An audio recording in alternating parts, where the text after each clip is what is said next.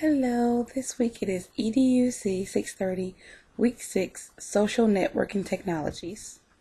Some of the most popular social networking technologies are Twitter, YouTube, Instagram, Facebook, and Kik. Some of the social networking technology sites actually scare me because of the flexible rules and the information that is posted is not private to everyone or a select few. For example, I have a Facebook account which is private, and the only way you can even find my profile is if you know someone who knows me. And even if you find my profile, the only information you see is the generic information which is required for all users to display on Facebook. On the flip side, if you have a Twitter and an Instagram, which anyone can find you and look through your information, as long as they do a search using the hashtag you use, or even just flipping through, casually looking at profile.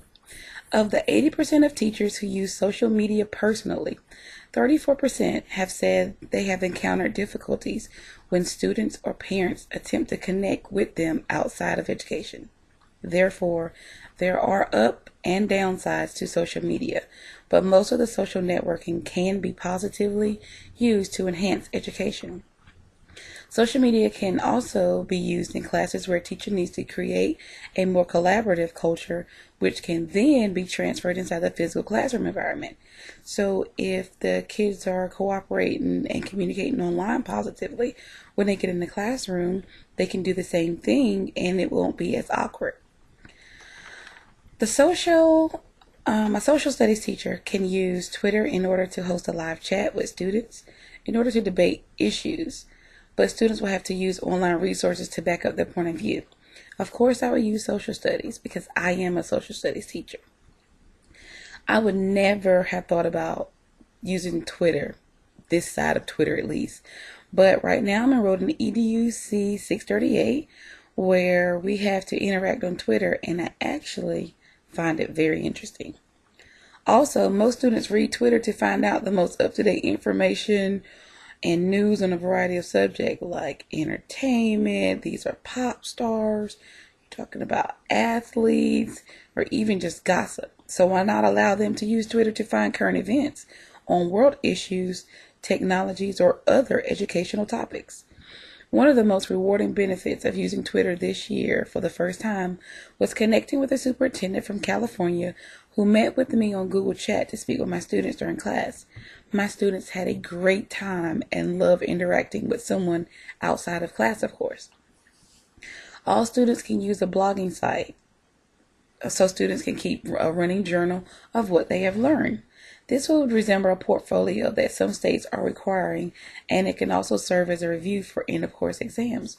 For example, in North Carolina, one of the graduation requirements is students have to have a portfolio. So most students are getting creative and using online portfolio. So blogging would help that.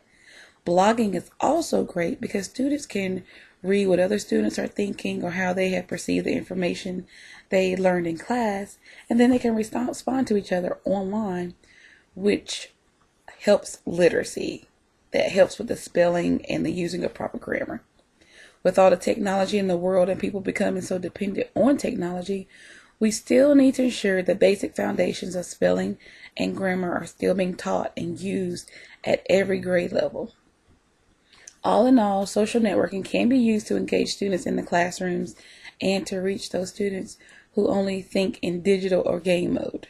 However, teachers really need to think about it and plan out what social sites they will use, because oftentimes the students or parents do want to communicate with you outside of the educational realm and want to access your personal life, which there should be boundaries drawn. These boundaries need to be set and used at all times when dealing with social networking.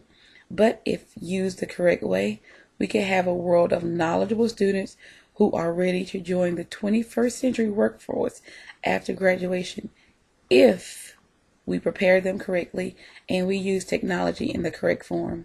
Again, my name is Shalon Gibbs, and this is EDUC 630, Week 6, talking about social networking technologies. Good night.